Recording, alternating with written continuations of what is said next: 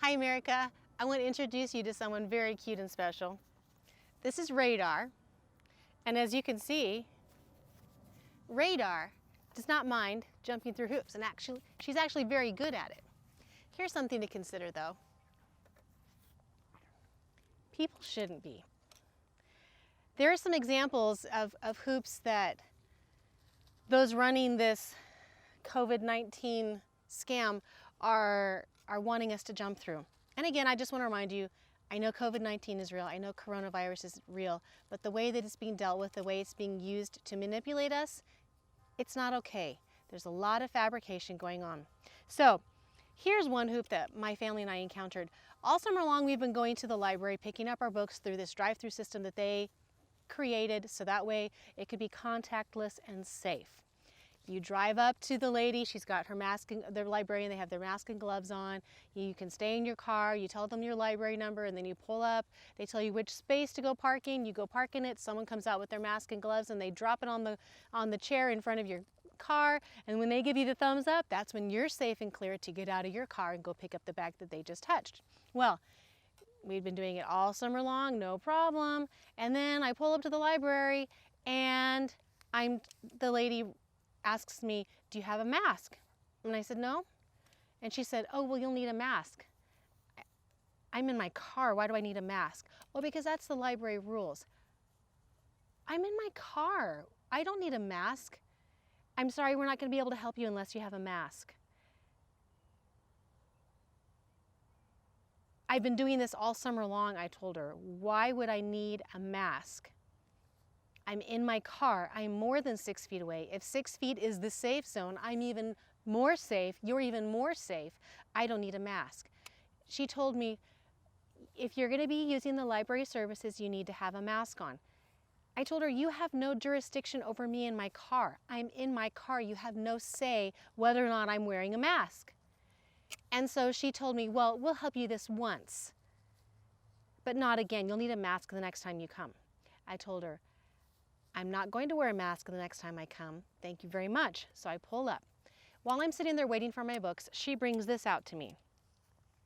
What she wants me to do from now on is to put my name and my library card number in here.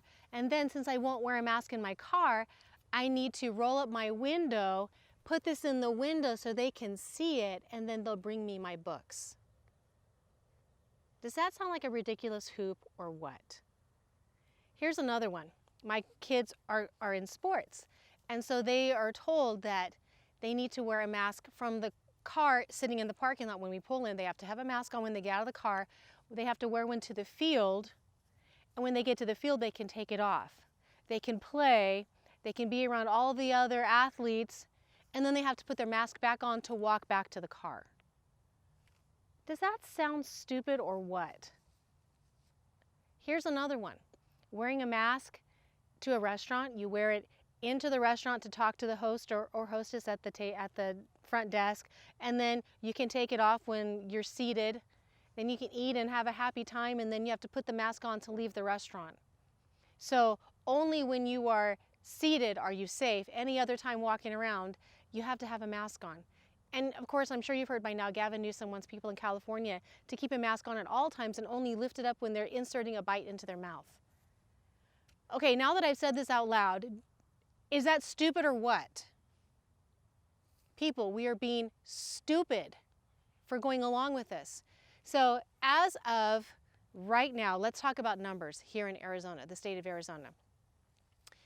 Checking the most current numbers of this morning, there have been 2,124,628 tests administered in Arizona.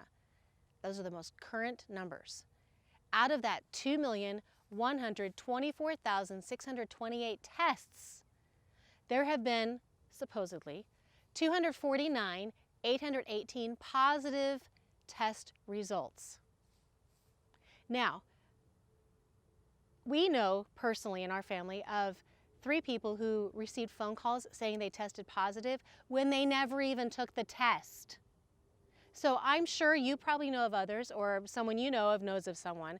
So just in case you're not aware, the books are being cooked because they need the numbers to be as high as possible so that way everyone freaks out and is willing to go along with these hoops. So back to our numbers, 249,818 positive tests, okay? Now, out of the 249,818 positive tests, supposedly positive tests, there have been 6,020 deaths. And of course, every death is sad. Every death means you've lost someone you loved. I get that. But please understand, the whole population is being controlled because of these small numbers. Let me just tell you, again, going back to the 2,124,628 tests, 249,818 were positive. That is 11.8% of the tests administered ended up being positive.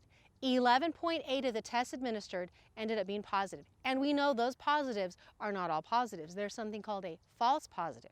Okay, out of the positive tests, there have been 6,020 deaths. That equals 2.4%. 2.4% of the positive tests, only 2.4% of those resulted in deaths. And of course we know those are not strictly COVID deaths. We know a lot of times there's other complications that have led to the death of someone we love. Okay, let's think about this. More tests equal more cases. Do you understand that? Like if you go looking for something, you're going to find it. Let's say that I wanted to go find as many people with green eyes as I could. Green eyes is actually the least common color of eye, okay? So if I only looked within 50 people, I'm not going to find very many people with green eyes, right? If I expand my numbers to 100, to 1,000, to 100,000, my numbers are going to go up. I'm going to find more people with green eyes the more I go looking. That's what's happening. We're just administering more tests, so of course we're going to find more positive cases. But let's go back to the numbers. Cases, positives, don't mean deaths. Only 2.4% of the deaths out of the numbers from the positive tests. Please understand, more cases do not equal deaths. So here's something to consider, to ask yourself, why are intelligent Americans being manipulated, allowing themselves to be manipulated? Here's a quote from a gentleman named Hermann Goring. He was a field marshal in Hitler's army, and he says this. He was asked, you know, how is it that you were able to get so many intelligent people to go along with your horrible, evil schemes? Here's what he said. Naturally, the common people don't want war. So whenever you instead of thinking war, think COVID-19. Naturally, the common people don't want COVID-19. Okay, that's understood. But after all, it is the leaders of a country or a pandemic or, the health, the WHO, the NIH, the CDC, your state and local health departments. It is the leaders of a country who determine the policy, and it is always a simple matter to drag the people along, whether it is a democracy or a fascist dictatorship or a parliament or a communist dictatorship. Voice or no voice, the people can always be brought to the bidding of the leaders. That's easy. All you have to do is tell them they're being attacked. Have we been told we're being attacked by COVID? Have we been told that our safety is at risk? Yes. And then what you have to do, he says, is denounce the peacemakers, or those of us who don't want to go along with this, for their lack of patriotism and exposing the country to danger. Hasn't that happened? If you don't wear a mask, haven't you been looked at with the evil eye? Haven't you been treated like you have leprosy and people go way around you at the store? Here's one thing my husband encountered. He was in a store. There was a gentleman who worked at the store and didn't have a mask on. He's across the store. It's a smaller store, but he was across the store. An older lady sees him and she starts screaming, "He's trying to kill me! He's trying to kill me!" She called the police. She told them, "He's trying to kill me." Well, if you're on the other end of 911 and you hear he's trying to kill me, you're going to send somebody, aren't you? That's what they did. Come to find out, this lady was just freaked out that this man was around her, not even in her, within 6 feet of her, without a mask on, and she was screaming, "He's trying to kill me." So the police officers came. That is ridiculous. That's what's happening to people. They are living in fear. There are so many people that are so afraid of dying that they're now too afraid to live. They're too afraid to be human. This is America. You know, in the final presidential debate, we heard one of the candidates tell us that we're going into a dark winter. If you're living in the United States, that's not true. The United States is the land of hope and light. We are an amazing nation that we want to help others. We want to spread that light. We're not looking at darkness. The same candidate is fine with imposing a national lockdown and a national mask mandate. That's going to cause a dark winter, wouldn't you say? So let's remember, America is the land of the free.